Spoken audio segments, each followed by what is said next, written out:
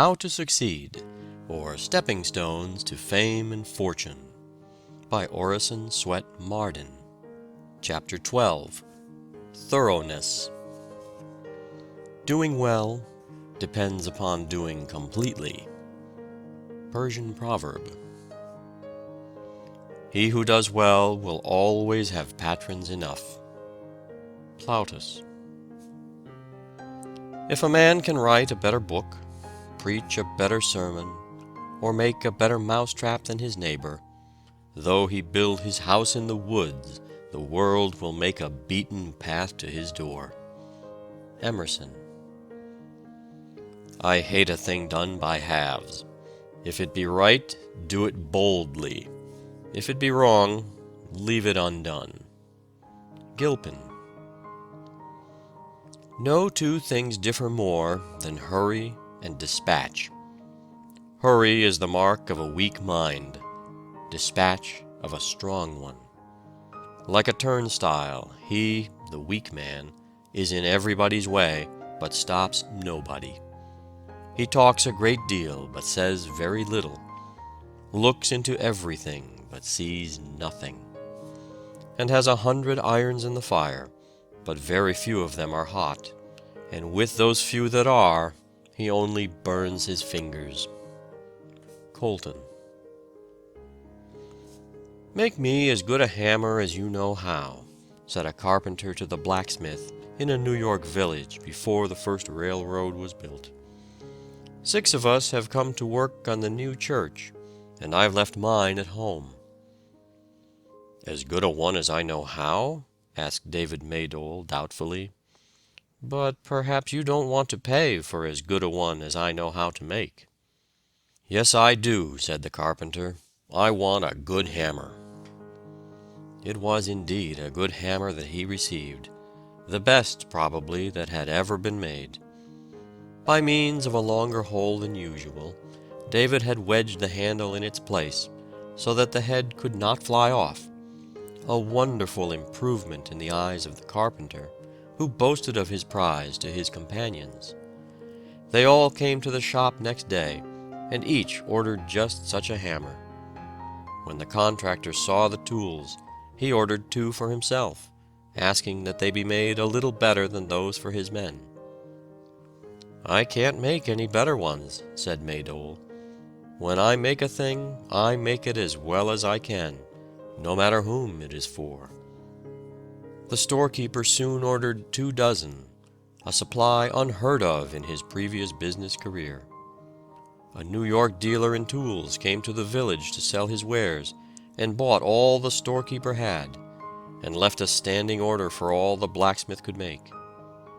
David might have grown very wealthy by making goods of the standard already attained, but throughout his long and successful life, he never ceased to study still further to perfect his hammers in the minutest detail.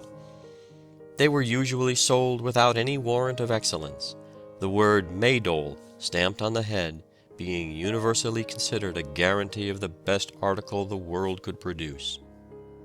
Character is power, and is the best advertisement in the world. Yes, said he one day to the late James Parton, who told this story, I have made hammers in this little village for 28 years. Well, replied the great historian, by this time you ought to make a pretty good hammer. No, I can't, was the reply. I can't make a pretty good hammer. I make the best hammer that's made. My only care is to make a perfect hammer.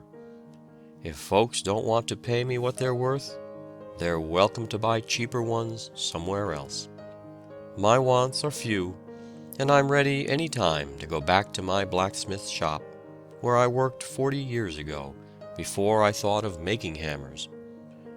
Then I had a boy to blow my bellows. Now I have 115 men. Do you see them over there watching the heads cook over the charcoal furnace, as your cook, if she knows what she is about, watches the chops broiling? Each of them is hammered out of a piece of iron, and is tempered under the inspection of an experienced man. Every handle is seasoned 3 years, or until there is no shrink left in it. Once I thought I could use machinery in manufacturing them. Now I know that a perfect tool can't be made by machinery, and every bit of the work is done by hand. In telling this little story, said Parton, I have told thousands of stories. Take the word hammer out of it and put glue in its place, and you have the history of Peter Cooper. By putting in other words, you can make the true history of every great business in the world which has lasted 30 years. We have no secret, said manager Daniel J. Morrill of the Cambria Iron Works, employing 7,000 men at Johnstown, Pennsylvania. We always try to beat our last batch of rails. That is all the secret we've got, and we don't care who knows it. I don't try to see how cheap a machine I can produce, but how good a machine, said the late John C. Whiten of Northbridge, Massachusetts, to a customer who complained of the high price of some cotton machinery. Businessmen soon learned what this meant, and when there was occasion to advertise any machinery for sale, New England cotton manufacturers were accustomed to state the number of years it had been in use, and add, as an all-sufficient guarantee of Northbridge products, Whiten make. Put thoroughness into your work. It pays. The accurate boy is always the favored one, said President Tuttle. If a carpenter must stand at his journeyman's elbow to be sure his work is right, or if a cashier must run over his bookkeeper's columns, he might as well do the work himself as employ another to do it in that way. Mr. Gerard, can you not assist me by giving me a little work? Asked one John Smith, who had formerly worked for the great banker and attracted attention by his activity. Assistance? Work? Ah, you want work. Yes, sir, it's been a long time since I've had anything to do.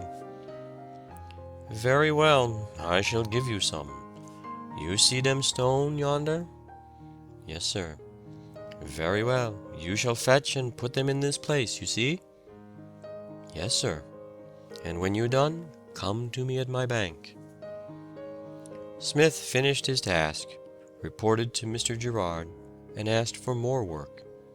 Ah, oui, you want more work? Very well. You shall go place them stone where you got him. Understand, eh? You take him back. Yes, sir. Again Smith performed the work and waited on Mr. Gerard for payment. Aha, you all finish? Yes, sir. Very well. How much money shall I give you? $1, sir. That is honest. You take no advantage. There is your $1. Can I do anything else for you? Oui, come here when you get up tomorrow. You shall have more work. Smith was punctual, but for the third time, and yet again for the fourth, he was ordered to take dem stone back again. When he called for his pay in the evening, Stephen Gerard spoke very cordially. Ah, Monsieur Smith, you shall be my man. You mind your business and do it. Ask no questions. You do not interfere. You got one wife? Yes, sir. Ah, that is bad. One wife is bad. Any little chicks? Yes, sir, 5 living. 5, that is good. I like 5. I like you, Monsieur Smith. You like to work. You mind your business. Now I do something for your 5 little chicks. There. Take these 5 pieces of paper for your 5 little chicks. You shall work for them. You shall mind your own business, and your little chicks shall never want 5 more. In a few years, Mr. Smith became one of the wealthiest and most respected merchants of Philadelphia.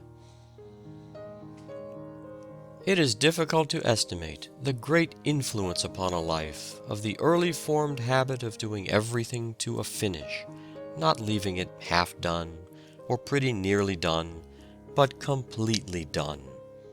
Nature finishes every little leaf, even to every little rib, its edges and stem, as exactly and perfectly as though it were the only leaf to be made that year. Even the flower that blooms in the mountain dell, where no human eye will ever behold it, is finished with the same perfection and exactness of form and outline, with the same delicate shade of color, with the same completeness of beauty, as though it was made for royalty in the Queen's garden. Perfection to the finish is a motto which every youth should adopt. "How did you attain such excellence in your profession?" was asked of Sir Joshua Reynolds.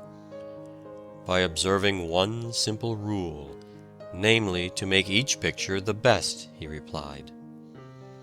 The discipline of being exact is uplifting. Progress is never more rapid than it is when we are studying to be accurate. The effort educates all the powers. Arthur Helps says, "I do not know that there is anything, except it be humility, which is so valuable as an incident of education as accuracy, and accuracy can be taught. Direct lies told to the world are as dust in the balance when weighed against the falsehoods of inaccuracy." Too many youths enter upon their business in a languid, half-hearted way, and do their work in a slipshod manner. The consequence is that they inspire neither admiration nor confidence on the part of their superiors, and cut off almost every chance of success. There is a loose, perfunctory method of doing one's work that never merits advance, and very rarely wins it. Instead of buckling to their task with all the force they possess, they merely touch it with the tips of their fingers, their rule apparently being the maximum of ease with the minimum of work. The principle of Strafford, the great minister of Charles I, is indicated by his motto, the one word, thorough. It was said of King Hezekiah, "In every work that he began, he did it with all his heart, and prospered." The stone-cutter goes to work on a stone, and most patiently shapes it. He carves that bit of fern, putting all his skill and taste into it. And by the master says, "Well done," and takes it away, and gives him another block, and tells him to work on that. And so he works on that from the rising of the sun till the going down of the same, and he only knows that he is earning his bread. And he continues to put all his skill and taste into his work. He has no idea what use will be made of these few stones which he has been carving, until afterward, when one day, walking along the street, and looking up at the front of the art gallery, he sees the stones upon which he has worked. He did not know what they were for, but the architect did. And as he stands looking at his work on that structure, which is the beauty of the whole street, he says, "I am glad I did it well." And every day as he passes that way, he says to himself exultingly, "I did it well." He did not draw the design, nor plan the building, and he knew nothing of what use was to be made of his work, but he took pains in cutting those stems, and when he saw that they were part of that magnificent structure, his soul rejoiced. Work that is not finished is not work at all, it is merely a botch. We often see this defect of incompleteness in a child, which increases in youth. All about the house, everywhere, there are half-finished things. It is true that children often become tired of things which they begin with enthusiasm. But there is a great difference in children about finishing what they undertake. A boy, for instance, will start out in the morning with great enthusiasm to dig his garden over. But after a few minutes, his enthusiasm has evaporated, and he wants to go fishing. He soon becomes tired of this, and thinks he will make a boat. No sooner does he get a saw and knife and a few pieces of board about him than he makes up his mind that really what he wanted to do after all was to play ball, and this, in turn, must give way to something else. One watch, set right, will do to set many by, But on the other hand, one that goes wrong may be the means of misleading a whole neighborhood. The same may be said of the example we individually set to those around us. "Whatever I have tried to do in life," said Dickens, "I have tried with all my heart to do well. What I have devoted myself to, I have devoted myself to completely." It is no disgrace to be a shoemaker, but it is a disgrace for a shoemaker to make bad shoes. A traveler, recently returned from Jerusalem, found, in conversation with Humboldt, that the latter was as conversant with the streets and houses of Jerusalem as he was himself. On being asked how long it was since he had visited it, the aged philosopher replied, "I have never been there, but I expected to go 60 years since, and I prepared myself." So noted for excellency was everything bearing the brand of George Washington, that a barrel of flour marked "George Washington, Mount Vernon," was exempted from the customary inspection in the West India ports. Pascal, the most wonderful mathematical genius of his time, whose work on conic sections at 16 Descartes refused to believe could be produced at that age, is considered to have fixed the French language, as Luther did the German, by his writings.